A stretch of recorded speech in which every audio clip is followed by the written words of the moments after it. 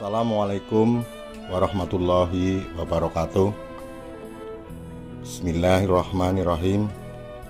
Allahumma sholli ala sayyidina Muhammadin nabiyil ummiyi wa alihi washabihi wasallim, amma ba'du. Pecinta ziarah para wali, tokoh agama dan jejak leluhur yang dirahmati oleh Allah Subhanahu wa ta'ala.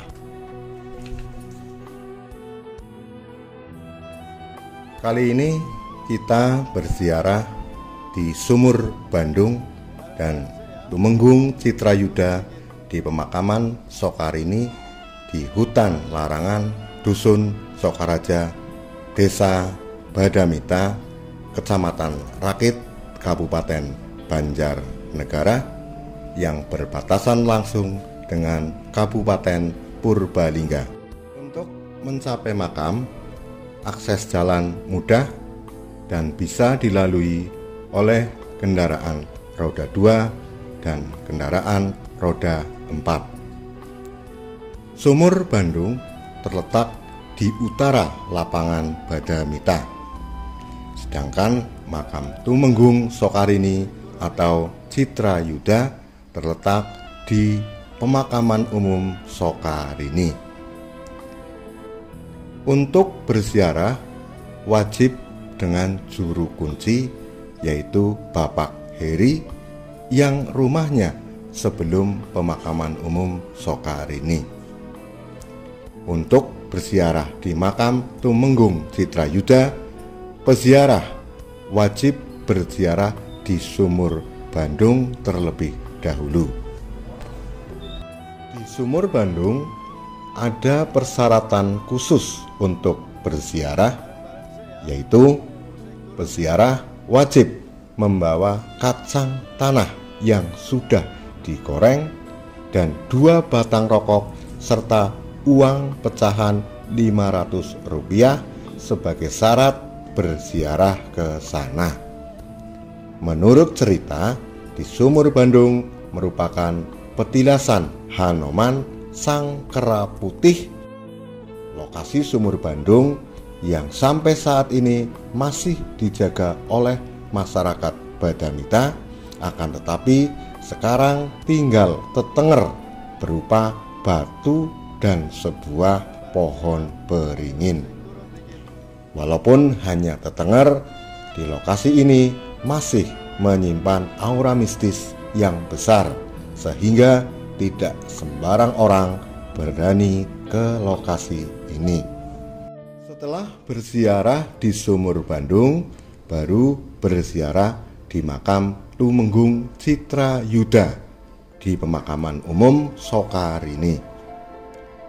Makam Tumenggung Sokarini atau Citrayuda atau Sokabangsa merupakan makam kuno yang sudah ada jauh sebelum Kabupaten Banjarnegara berdiri di era Kerajaan Majapahit, yang menurut cerita Tumenggung Citrayuda merupakan salah satu petinggi Kerajaan Majapahit yang diutus raja untuk membabat bumi di daerah yang kini dikenal dengan nama Badamita. Makam berada di areal pemakaman umum warga, masih berbentuk sederhana dengan bebatuan kuno sebagai nisan. Di areal makam terdapat 5 makam utama, yaitu makam Eyang Senggono, makam Tumenggung Citrayuda, makam Tumenggung Setyaguna, dan makam Abdi Dalem Beliau. Areal makam belum dibangun dan belum bercungkup karena menurut cerita juru kunci, makam Tumenggung Citrayuda tidak boleh dibangun. Untuk berziarah ke makam Tumenggung Citrayuda disarankan membawa kembang telon, minyak wanbo, kemenyan, serta uang pecahan Rp1.000. Diceritakan dalam babat bumi Badamita yang ditulis oleh Ki Suparno, cerita ini dimulai dari Kerajaan Majapahit pada masa pemerintahan Raja Durgameluh. Dalam suatu pertemuan agung yang dihadiri oleh Patih Surakecu, guru dan para punggawa kerajaan lainnya, dalam pertemuan itu sang raja mengutarakan apa yang sedang menjadi beban pikirannya, yaitu tentang keberadaan Tumenggung Citrayuda yang menempati wilayah di sekitar larangan dan telah tercukupi kehidupannya.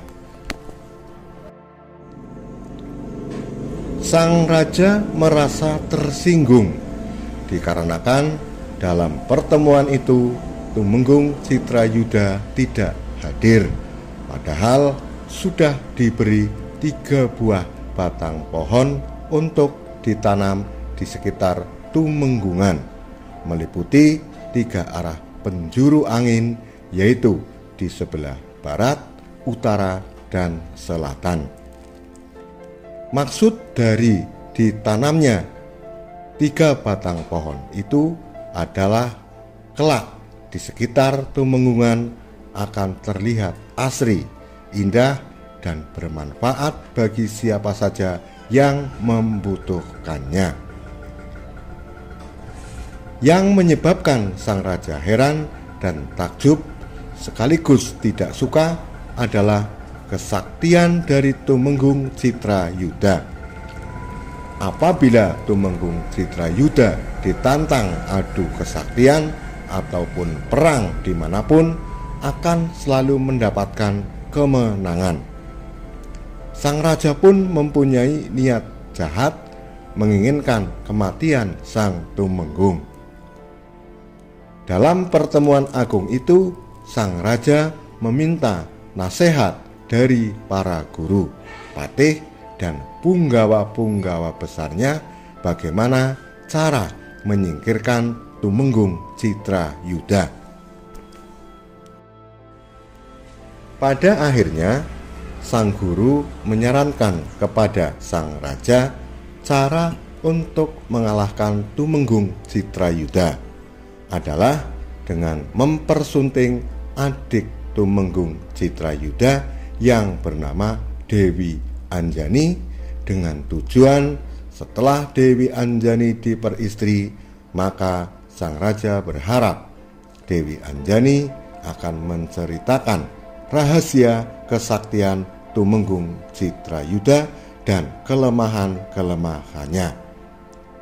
Sang raja pun setuju dengan usul dari gurunya Ki Tunggalseto dan segera memerintahkan patihnya Surakecu untuk datang melawar Dewi Anjani di Tumenggungan untuk selanjutnya diboyong untuk menjadi istri dari Raja Durgameluh.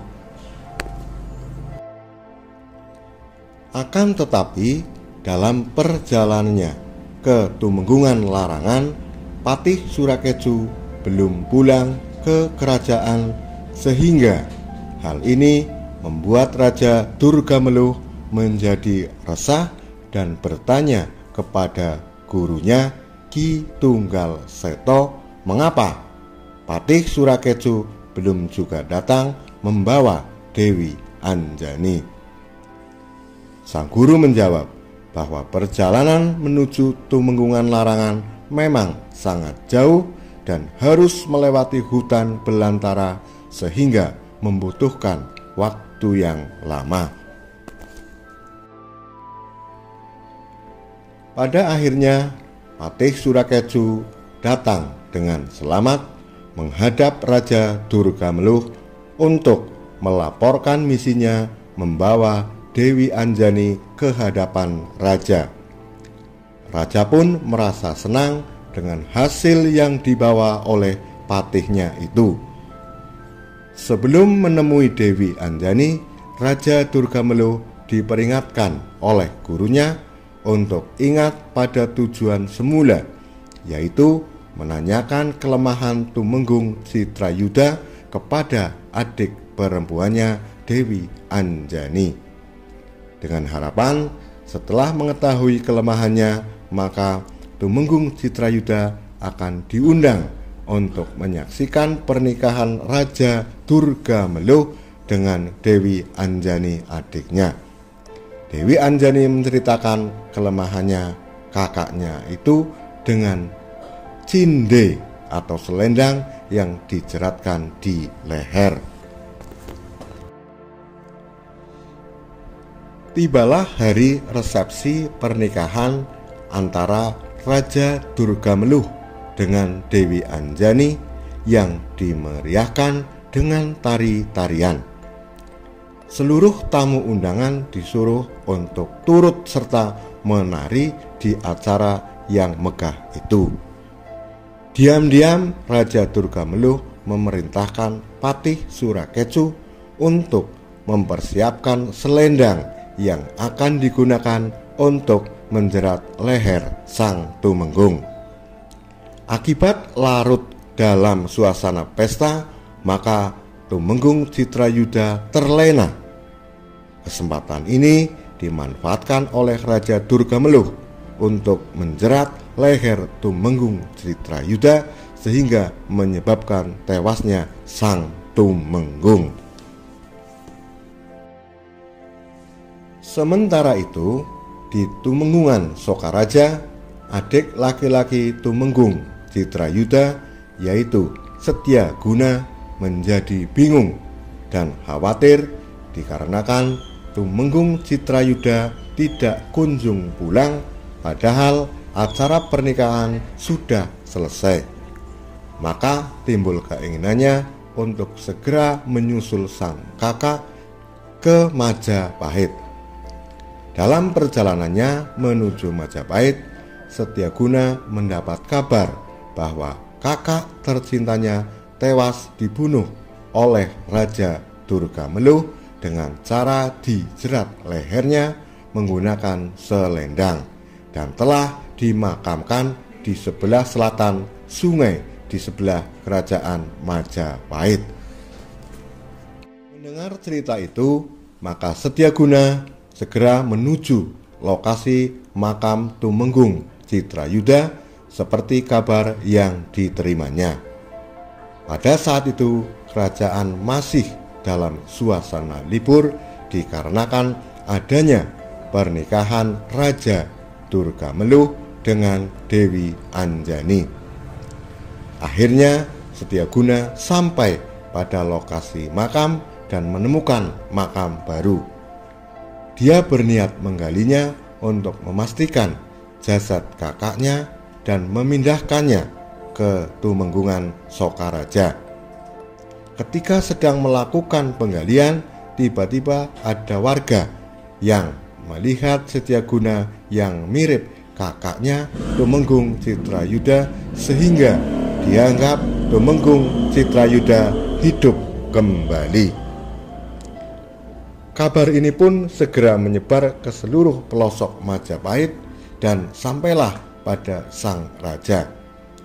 Raja Durgameluh merasa kaget dan segera memerintahkan seluruh patih dan punggawanya untuk mencari dan membinasakan Setyaguna yang dianggap sebagai Tumenggung Citrayuda. Baru saja Setyaguna mengambil sebilah batang untuk mengukur makam kakaknya, terdengar prajurit kerajaan datang berniat memporak-porandakan makam Tumenggung Citrayuda. Mengetahui hal tersebut, Setyaguna bergegas melarikan diri menyeberangi sungai. Akan tetapi pasukan prajurit Majapahit terus mengejar sehingga Setyaguna menceburkan diri ke dalam sungai. Setyaguna menceritakan kepada warga Tumenggungan bahwa Tumenggung Citrayuda telah tewas dibunuh Raja Durgameluh. Setyaguna memperlihatkan batang kayu yang menjadi ukur makam Tumenggung Citrayuda kepada warganya. Setelah melalui musyawarah, maka batang ukur tersebut dikubur layaknya mengubur jasad Tumenggung Citrayuda. Dalam acara pemakaman ini, Nyi Tumenggung beserta seluruh kerabat Katumenggungan mempersiapkan kembang soka dan uang rini sehingga makam ini kelak bernama Soka Rini. Saat ini bernama Pesarian Tumenggungan Sokarini, tepatnya di RT 2 RW 4 Dukuh Soka Bangsa, Desa Badamita. Karena Tumenggung Citrayuda telah wafat, maka tampuk kekuasaan Katumenggungan diserahkan kepada Setyaguna sebagai adik laki-laki dari Tumenggung Citrayuda. Di lain tempat, Patih Surakecu berunding dengan Ki Tunggal Seto bahwa pengejaran ini tidak ada hasilnya, sehingga sesampainya di Majapahit dilaporkan bahwa Tumenggung Citrayuda benar-benar telah tewas. Pengejaran dihentikan, pasukan ditarik kembali ke Majapahit dikarenakan lokasi di sekitar Katumenggungan selalu saja gelap gulita yang menyebabkan prajurit Majapahit tidak dapat memasuki wilayah Katumenggungan. Maka diumumkanlah bahwa pengejaran atau peperangan telah selesai atau telah dihentikan atau ba'da. Bukan berarti prajurit Majapahit pengecut atau tidak berani berperang. Mereka pun berpamitan atau pamita kepada warga di sekitar Katumenggungan, sehingga desa ini kelak bernama Bada Pamita yang sekarang menjadi Desa Badami. Demikian sekilas tentang cerita Tumenggung Citrayuda dan Babat Badamita. Kurang dan lebihnya mohon maaf yang sebesar-besarnya. Assalamualaikum.